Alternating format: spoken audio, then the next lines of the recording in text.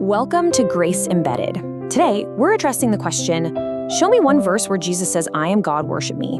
If it's the most important doctrine, why would he be so indirect about it?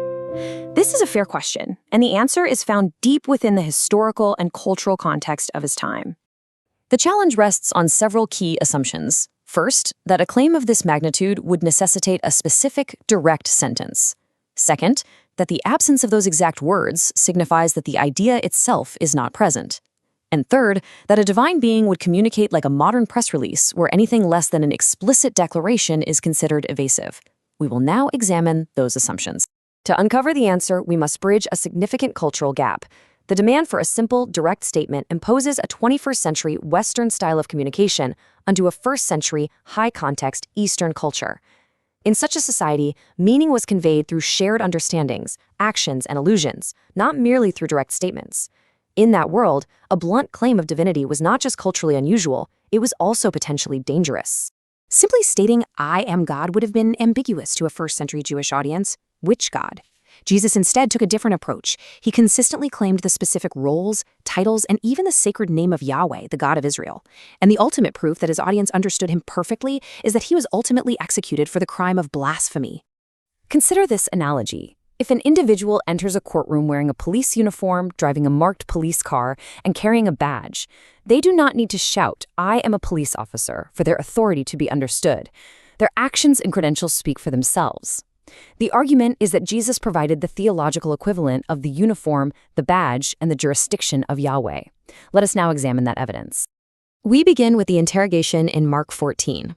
This is a pivotal moment of legal testimony, where Jesus is under oath before the high priest. Here, the high priest asks a direct question, demanding a legal response. Jesus' reply is a calculated and formal legal confession. Jesus' response is ego eimi, I am. He then immediately links this affirmation to two powerful Old Testament prophecies, stating, and you will see the Son of Man seated at the right hand of power and coming with the clouds of heaven. First, by referencing Daniel 7, he identifies himself as the Son of Man who comes on the clouds, an action exclusively associated with Yahweh in the Hebrew Scriptures.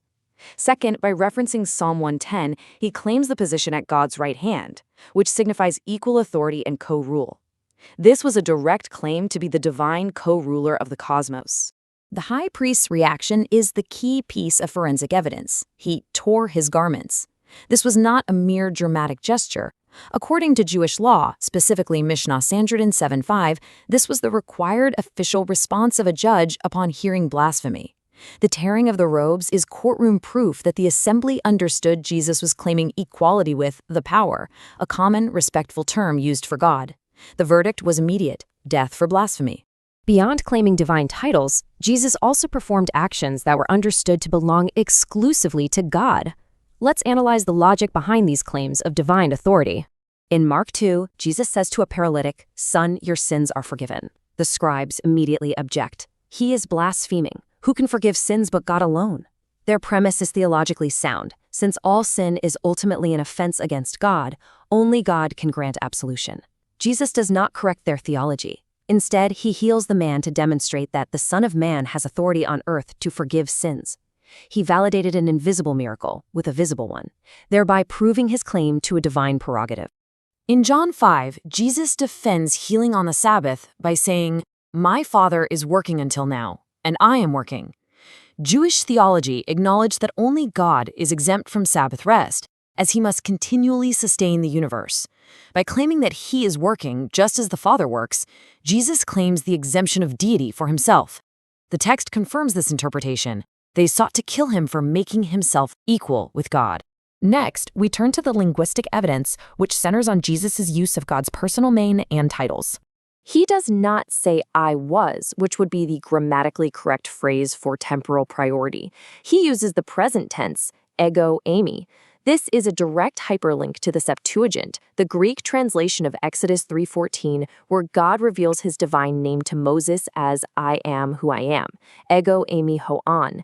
By applying the absolute ego eimi to himself, Jesus is appropriating the personal name of God, Yahweh. Any defense that he merely meant he existed before Abraham collapses when we observe the immediate hostile reaction. Leviticus 24:16 dictates that stoning is the capital punishment for blasphemy, specifically for misusing the name of Yahweh.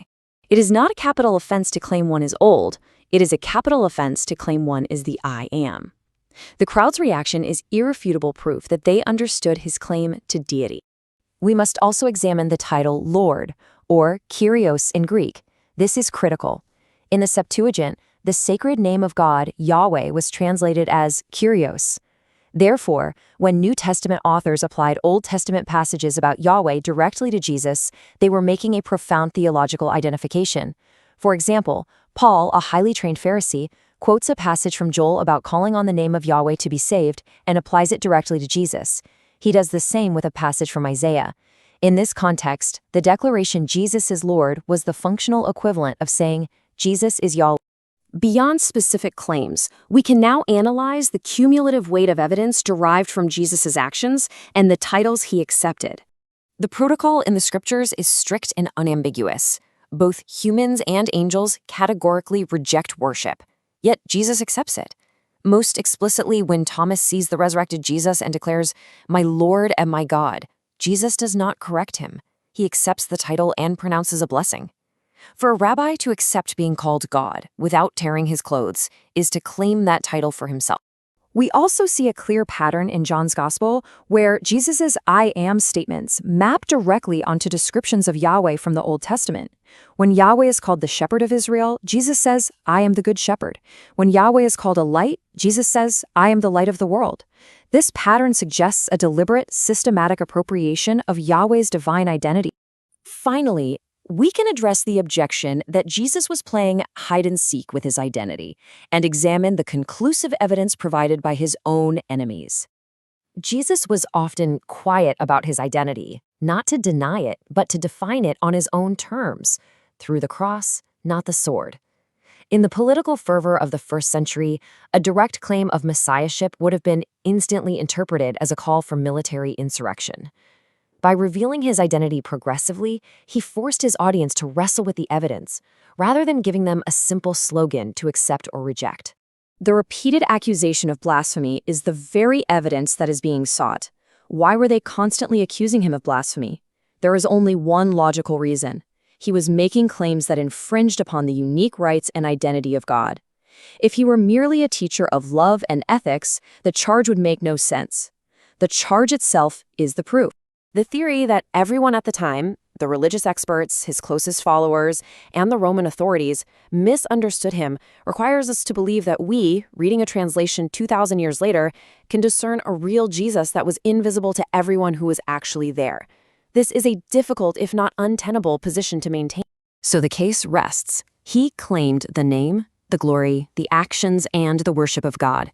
For this, he was executed for blasphemy. The evidence is not hidden in a single sentence. It is woven throughout the entire narrative, visible when read through the lens of its original context. When all the evidence is considered, the conclusion of his contemporaries is clear. Jesus of Nazareth claimed to be God in the flesh. Thanks for joining Grace Embedded. If you've been blessed, like and subscribe. Stay tuned.